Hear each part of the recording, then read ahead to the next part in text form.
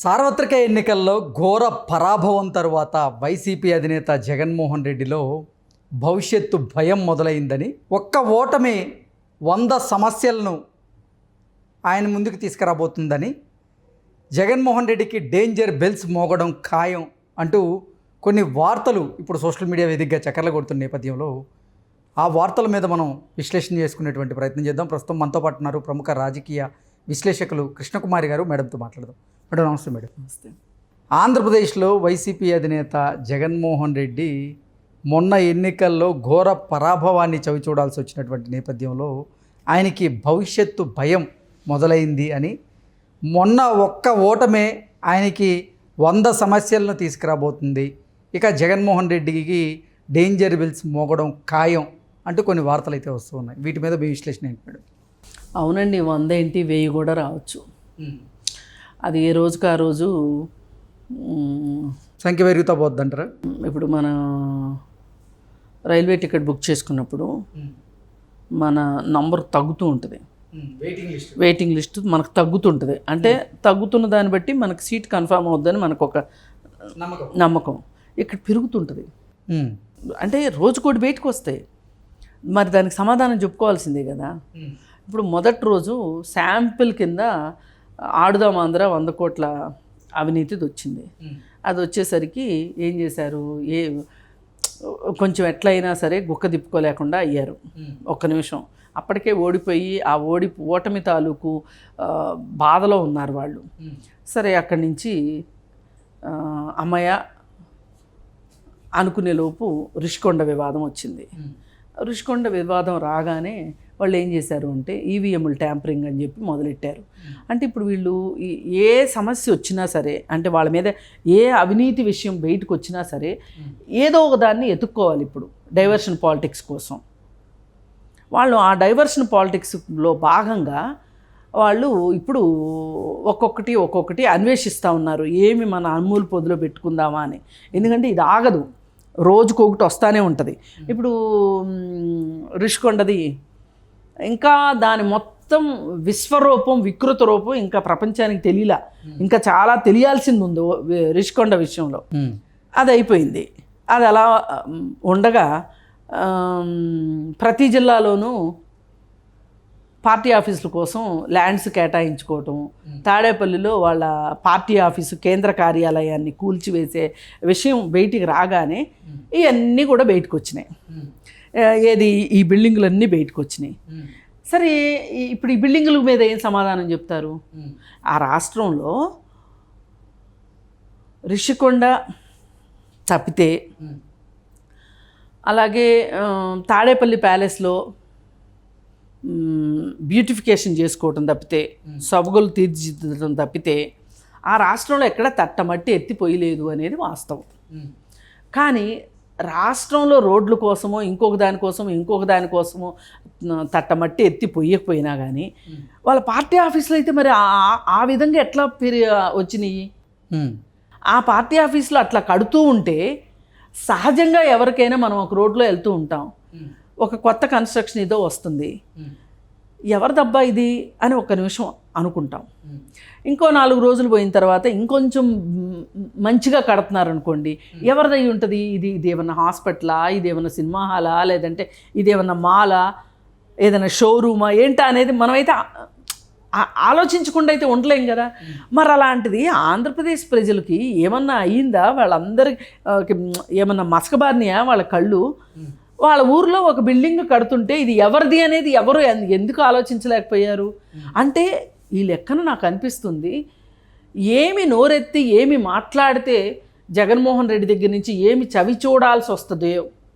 సాక్షాత్తు తెలుగుదేశం వాళ్ళే నోర్లు మూసుకుని కూర్చుంటున్నప్పుడు మామూలు ప్రజలు మనకెందుకు అని చెప్పి ఎవరికి వాళ్ళు మీ ఇష్టం వచ్చింది చేసుకొని రా బాబు, మిమ్మల్ని అయితే గెలిపించాం కదా, ఈ 5 ఏళ్ళు అయితే మీరు ఎక్కడికి పోరు కదా, ఈ 5 ఏళ్ళు మీకు ఇచ్చేసాం, దారాదత్తం చేసాం, మీ ఇష్టం వచ్చింది చేసుకోండి అని వదిలేశారనిపించింది నాకైతే.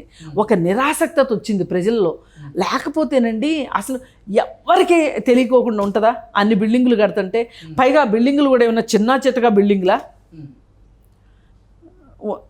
ఇప్పటికి రేపు నుంచి ఒక్కొక్కటి వస్తాయి బయటికి, ఎక్కడికి పోదు. మనం చేసింది మన ఎంట వస్తుంది. ఇప్పుడు వాళ్ళతో పాటు ఇప్పుడు ఓడిపోయిన ఎమ్మెల్యేలు ఉన్నారు. ఈ ఓడిపోయిన ఎమ్మెల్యేలు తాడేపల్లి ప్యాలెస్కి క్యూ కడుతున్నారని తెలిసింది. అందుకని డైరెక్ట్గా బెంగళూరు వెళ్ళిపోతే పరుగు పోద్దని వీళ్ళని తప్పించుకోవటానికి వయ్యా పులివెందులు వెళ్ళాడు. ఏది వాళ్ళ నాన్నకి ఏదో చెవిలో చెప్తామని వాళ్ళ నాన్నతో కాసేపు మాట్లాడుకుందామని వెళ్ళాడు. వెళ్తే అక్కడికే కొంతమంది వచ్చేసారు. వచ్చేస్తే ఇప్పుడు యలహంకకి వెళ్ళాడు. యలహంకలో ఉన్నాడు, రాజప్రాసాదంలో ఉన్నాడు. మరి ఈ రాజప్రాసాదంలో ఉంటే అక్కడికైతే ఈ ఎమ్మెల్యేలు వెళ్ళలేరు.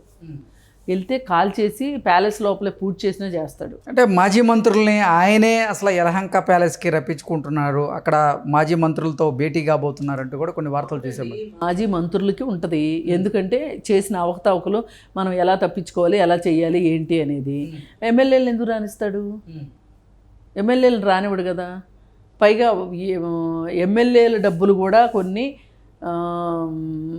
జగన్మోహన్ రెడ్డి దగ్గరే ఉన్నాయి. అంటే మీరు సంపాదించుకోండి రేపు ఎలక్షన్స్ కోసం అని చెప్పి సంపాదించుకోమని ఇచ్చి మళ్ళీ ఆ మూటలు తన దగ్గరే పెట్టుకొని ఎలక్షన్ అప్పుడు ఇస్తానని చెప్పి ఎలక్షన్ అప్పుడు ఇవ్వలేదు అనేది కూడా మాట్లాడుకుంటున్నారు. ఏదైనా డబ్బు దగ్గర మనోడు మంచి వరల్డ్ బ్యాంక్ అనేది అందరికీ తెలిసిన విషయమే. ఇంక దానిలో నమ్మినోళ్ళు నమ్ముతారు, నమ్మనోళ్ళు నమ్మరు, అది వేరే విషయం. అయితే ఇప్పుడు వచ్చే పరిస్థితులు ఏంటి అంటే రేపటి నుంచి కాంట్రాక్టర్లు బిల్లుల గురించి. ఇప్పుడు ఇక్కడ చూడండి, సెక్రటేరియట్ కట్టారు కదా, ఉన్న సెక్రటేరియట్ని కూల్చి ఈ సెక్రటేరియట్ 600 కోట్లు అనుకుంటే 1150 కోట్లు అయింది. అంత బడ్జెట్ లేదు. ఇప్పుడు వాళ్ళందరూ దాడి చేయడానికి సిద్ధంగా ఉన్నారు. ఆ కాంట్రాక్టర్లు అందరూ బిల్లులు ఇవ్వాలి కదా, ఎక్కడ తెచ్చిస్తారు? అసలు ఉన్న బిల్డింగ్ను ఉంచుకొని శుభ్రంగా దానికి ఏమైనా మరమ్మతులు చేసుకోవాలంటే చేసుకొని ఉంచుకోక అనవసరంగా సెక్రటేరియట్ అంటే 1100 కోట్లు అంటే మామూలు మాట.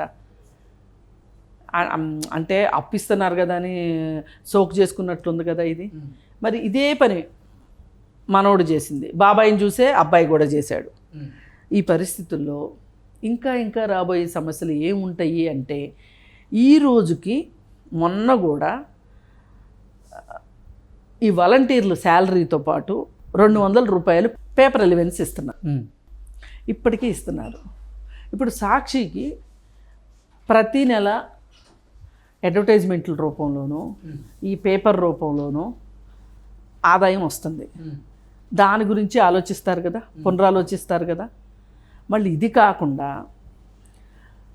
ముఖ్యమంత్రి కుటుంబం అనే ఒక సాకుతోటి ఒక జీవో పాస్ చేసుకుని లండన్లో ఉన్న కూతుర్లకు సంబంధించిన భద్రతా వ్యవహారాలకు కూడా అక్కడున్న వాళ్ళకి భద్రతా సిబ్బందికి రాష్ట్ర బడ్జెట్ నుంచి డబ్బులు ఇస్తుంది.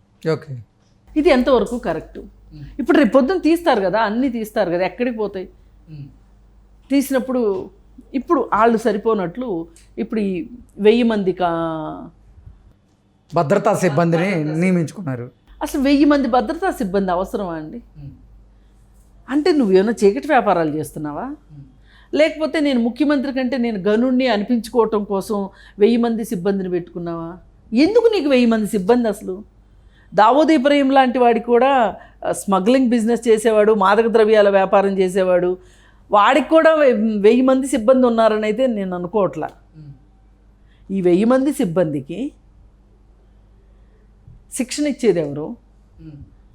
అలాగే వాళ్ళ దగ్గర నుంచి వాళ్ళకి ఉన్న ఆయుధాలు ఉక్రెయిన్ నుంచి, ఇజ్రాయెల్ సాఫ్ట్వేరు ఆయుధాలేమో ఉక్రెయిన్ నుంచి వస్తున్నాయి అంటే ఇదంతా కేంద్ర రక్షణ శాఖ నుంచి అనుమతులు లేకుండానే ఇవన్నీ జరిగాయా? ఇప్పుడు అసలు ఒక ముఖ్యమంత్రికి అంత అవసరం ఏంటి అనేది ఒక పాయింట్. దీని మీద సమీక్ష జరగాలి. దీని మీద ఏదైతే మొన్న మనం ఒకటి మాట్లాడుకున్నాం, ఒక ఎల్ఐసి ఆఫీస్లో అంటే ఒక గవర్నమెంట్ ఆఫీస్లో రెంట్కి తీసుకోవాలి అంటే కనుక ఏదన్నా ప్రెమిసిస్ని ఎస్ఎఫ్టీకి ఇంతకంటే పెట్టడానికి వీలు లేదు అని వాళ్ళకి ఇస్తారు. ఎందుకు ఉండదు?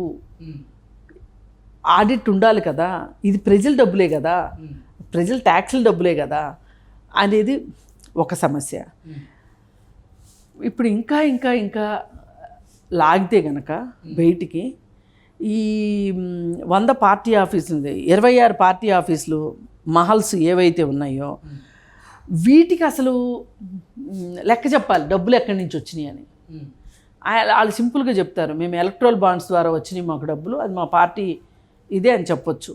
కానీ ఎప్పుడు ఎలక్ట్రల్ బాండ్స్ వచ్చినాయి మీకు, ఎవరు ఇచ్చారు, మీరు ఎప్పుడు ఖర్చు పెట్టారు, అసలు మీ ఎలక్ట్రల్ బాండ్స్ ఎంత ఉన్నాయి, అది ఈ లెక్కలు చెప్పాల్సిన అవసరం వస్తుంది.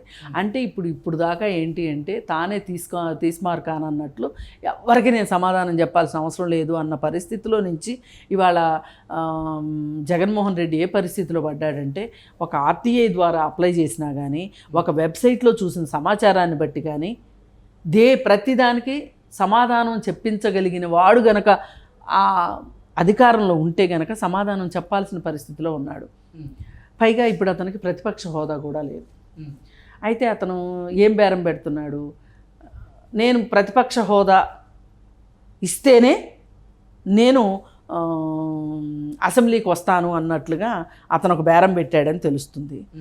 ఒకవేళ నిజంగా గనక అలాంటి బేరమే పెడితేనండి, అసలు ఇట్లా రాజకీయాల్లో ఓనమాలు కూడా తెలియకోకుండా ఒక రాజకీయ పార్టీని ఎట్లా నడిపాడు జగన్మోహన్ రెడ్డి, అలాగే ఎలక్షన్స్లో ఎట్లా పోటీ చేశాడు, ఒకసారి ముఖ్యమంత్రిగా ఎట్లా చేశాడు అనేది మనకు $1 మిలియన్ క్వశ్చన్ అవుతుంది అనమాట.